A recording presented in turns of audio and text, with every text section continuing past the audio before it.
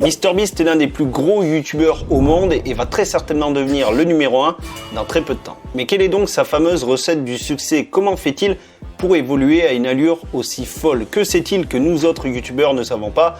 Eh bien écoute, je vais te donner toutes les réponses à travers cette vidéo et comme tu vas le voir, le système est très simple mais diablement efficace. Et donc la première chose qu'a fait Jimmy alias MrBeast par rapport à de nombreux youtubeurs qui publient en masse durant toute leur carrière, c'est qu'il a fini par comprendre qu'il pouvait obtenir beaucoup plus de vues en fournissant beaucoup moins d'efforts. Et d'ailleurs cette notion, Jimmy l'explique très bien dans une vidéo en compagnie de Logan Paul où il dit clairement qu'il est plus facile d'obtenir 1 million de vues sur une vidéo que 10 000 vues sur 10 vidéos. Mais pour obtenir 1 million de vues sur une seule vidéo, il faut une bonne idée, j'irai même plus loin, une excellente idée de vidéo qui va tout casser.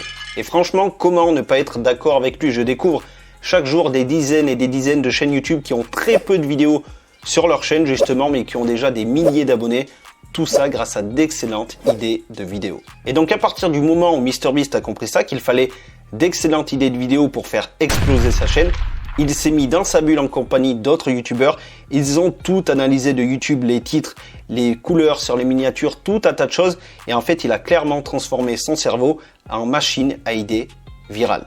Et comme on peut le constater quand on se rend sur sa chaîne, ça fonctionne plutôt très bien pour lui parce que sur ses 12 dernières vidéos, il n'a jamais connu moins de 50 millions de vues, ce qui est vraiment exceptionnel, c'est énorme. Et donc si on fait un petit comparatif avec la chaîne de PewDiePie qui à l'heure actuelle où je te parle a plus d'abonnés que lui, eh bien écoute, sur ses 12 dernières vidéos, il n'a pas obtenu une seule vidéo qui a fait 10 millions de vues. Voilà, imagine un petit peu l'écart de vues qu'il y a entre ces deux poids lourds de YouTube. Et si l'écart entre les deux est si important, c'est avant tout parce que les idées de Jimmy sortent de l'ordinaire. Et en plus de sortir de l'ordinaire, ça parle à un très large public. Et pour couronner le tout, il est l'un des seuls à proposer ce contenu, à toujours aller plus loin que la dernière vidéo et forcément ça t'oblige presque à cliquer.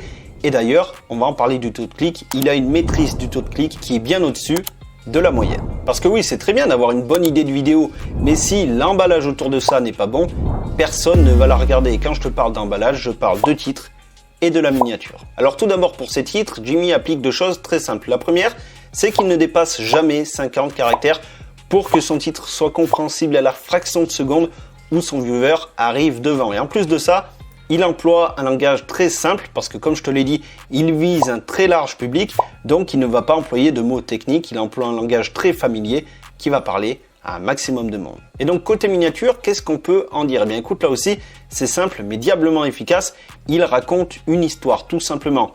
Pour tes miniatures, tu peux utiliser différents formats, on va dire, et le storytelling est l'un des plus efficaces. Donc, il a son titre et la miniature, c'est une partie de l'histoire de sa vidéo. Et encore une fois, ça t'oblige presque à cliquer si tu veux voir la suite. Et en fait, il a bien conscience que s'il met une tonne de texte sur ses miniatures, ça ne va pas pousser à cliquer parce que ça va perdre son viewer.